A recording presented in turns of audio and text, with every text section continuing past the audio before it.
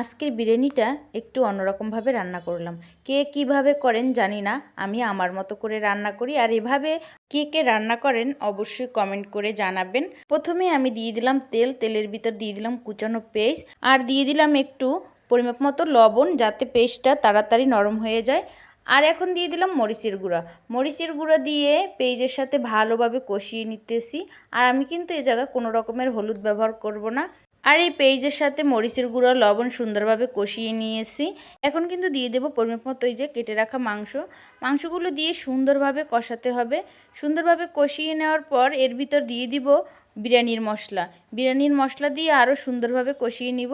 এই যে সুন্দরভাবে মাংসটা কষিয়ে নিচ্ছি, এভাবেই মাংসটা কষিয়ে নিতে হবে, তাহলে বিরিয়ানিটা আরও খেতে ভালো লাগে। এখন এই যে বিরিয়ানির মশলা দিয়ে আরেকটু কষিয়ে তারপর মাংসগুলো উঠিয়ে নিব, আর ওই তেলেই পোলাওটা রান্না করে নিব। এই যে কষানো হয়ে গেছে, মাংসগুলো উঠিয়ে নিলাম।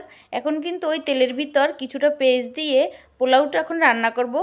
এই যে পেস্টটা দিয়ে দিয়েছি, এখন সুন্দরভাবে পেস্টটা ভেজে নেব তেলের সাথে কিছুক্ষণ ভেজে তারপর দিয়ে দিব চাল।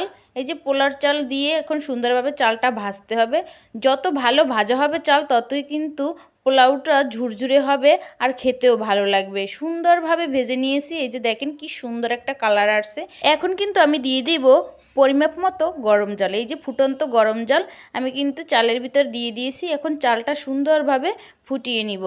আর এখন দিয়ে দিলাম কিন্তু লবণ। চালের জন্য যতটুকু লবণ লাগে ততটুকু কিন্তু দিয়ে নিয়েছি। এখন আরেকটি চুলায় একটি কড়াই বসিয়ে দিয়েছি, দিয়ে দিলাম কড়াইয়ের ভিতর ঘি। এখন ওই ঘিতেই আমি ভেজে নেব ডিম আর বিরিয়ানির আলুটা। বিরিয়ানির থেকেও বিরিয়ানির আলুটা কিন্তু দারুণ লাগে খেতে। কার কার কাছে ভালো লাগে এই আলুটা খেতে।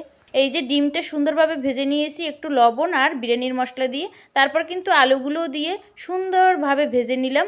আর এদিকে আমার পোলাওটাও সুন্দরভাবে হয়ে গেছে। এখন কিন্তু আমি এই যে পোলাওর ভিতর দিয়ে দিলাম 1 প্যাকেট গুঁড়ো দুধ। আমি এখানে 2 প্যাকেটের মতো গুঁড়ো দুধ ব্যবহার করব। গুঁড়ো দুধ ভালোভাবে পোলাওর সাথে মিশিয়ে নিয়েছি। এখন দিয়ে দিলাম বিরিয়ানির মশলা।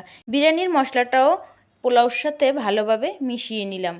এরপর দিয়ে দিলাম ভেজে রাখা আলুগুলো দিয়ে আরেক প্যাকেট গুঁড়ো দুধ দেব।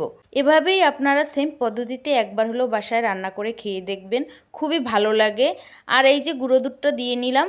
এবার মাংসগুলো দিয়ে মিশিয়ে ভালোভাবে দমে রেখে দেব প্রায় 20 মিনিটের মতো। আরেকটা কথা বলতে তো ভুলেই গেছি, দমে রাখার আগে অবশ্যই যদি ঘি থাকে বাসায় ঘি দিয়ে নেবেন। আমি কিন্তু ঘি দিয়ে নিয়েছি। ঘি দিলে বিরিয়ানির টেস্ট অনেক ভালো আসে। এই যে দম থেকে উঠিয়ে নিয়েছি, দেখেন কি সুন্দর একটা কালার আসছে।